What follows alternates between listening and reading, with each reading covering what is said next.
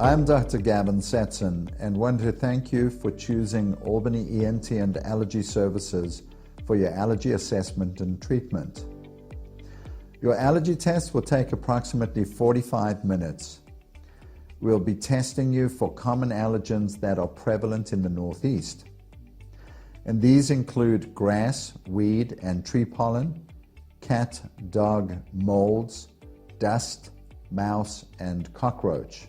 So in the Northeast, trees start to bud in late winter and early spring, and usually February and March in particular, and expect to be fully bloomed by mid to late May. The grass pollens predominate in June and throughout the summer months, followed closely by ragweed and the other weeds that start midsummer, usually in July. The weeds are the hardiest of all the pollens, and counts stay predominantly high until November, when we get a hard killing frost. At this point, we are turning the heat on inside the house, living more closed indoors, and this increased dust and animal dander as well, especially if you have pets. Dust exposure is year-round, but more so during the dry winter months and with forced hot air in a closed environment. The molds are also year-round, but are more prevalent in the spring and the fall when the days are shorter, cooler, and more damp. Mouse and cockroach exposure come from these insects and rodents living in their own waste products and then contaminating everything they crawl upon in a multitude of different environments, including the grocery store, coffee store, and many of the places we all frequent on a regular basis. These allergens also become airborne as they dry, and so in addition to tactile contact exposure, one is also exposed through inhalation. This concludes the allergens that you will be tested for today. Now we will discuss how these allergens can affect you and cause you to become symptomatic. So, avoidance and treatment is important because all of these allergens can produce a variety of symptoms: sinus, nasal, ear, skin rashes, asthma, imbalance, sore throats, postnasal drip, you name it. Allergies likely are causing part, if not all, of your problems. So important aspects to managing your allergy condition includes avoidance and other treatment measures. So-called environmental controls or avoidance measures and immunotherapy are key ways to decrease your allergic load while building blocking antibodies or immunity to the things that you are allergic to. So what are some of the ways to avoid the things that you're allergic to?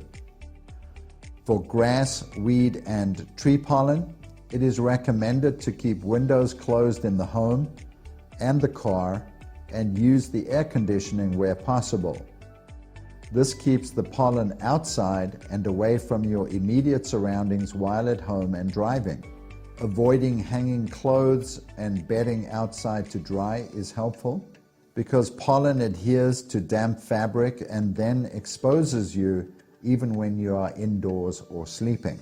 For pets, we all love our pets and know that they can be a part of the allergy problem. Many of us have cats and dogs. It is best, if allergic to your furry friends, that you keep them off the furniture and out of the bedroom. Their hair and dander get embedded in fabric, bedding, and carpeting. Try to keep a pet blanket that can be easily laundered on furniture and bedding if unable to keep your pets away. Obviously, hardwood floors are better than carpet if you have pets. And if carpet is unavoidable, vacuuming at least weekly with a HEPA filter is recommended. Molds.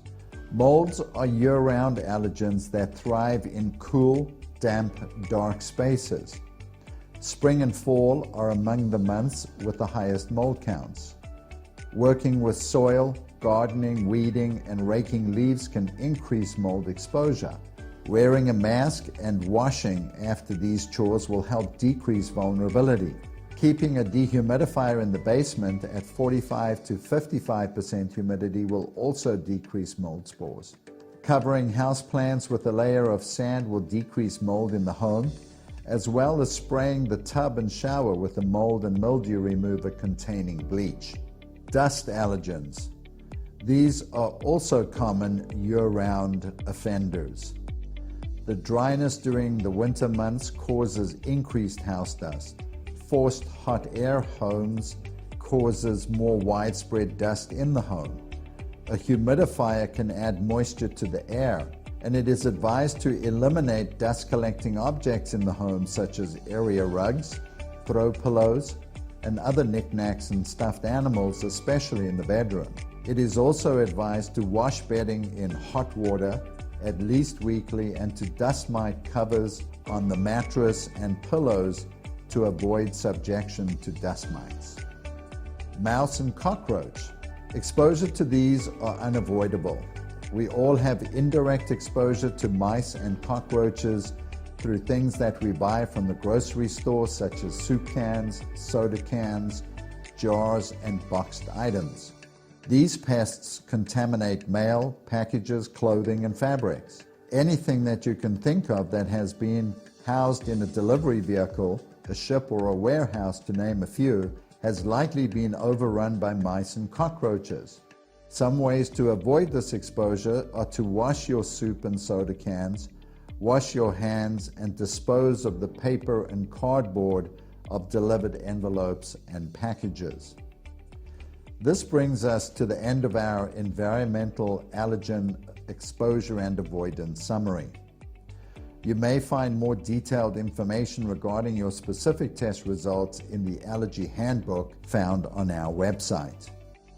When you follow up to review your test results, we will discuss your skin testing in detail and also options for immunotherapy, including subcutaneous immunotherapy or sublingual immunotherapy allergy drops under the tongue. And we will be able to expedite your treatment after your follow-up visit.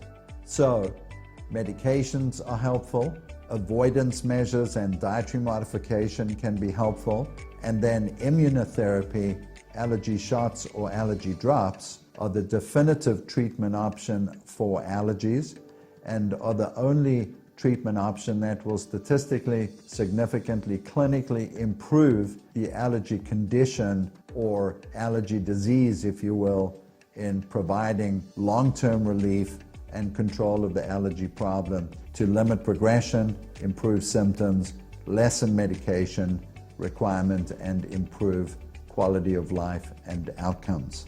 Again, thank you for choosing Albany ENT and Allergy Services for your allergy assessment. We appreciate your commitment to our practice, and we are dedicated to improving your healthcare in a patient-centered fashion, and we look forward to following up with you to manage your allergy and other ear, nose, and throat conditions. Thank you, and have a great day.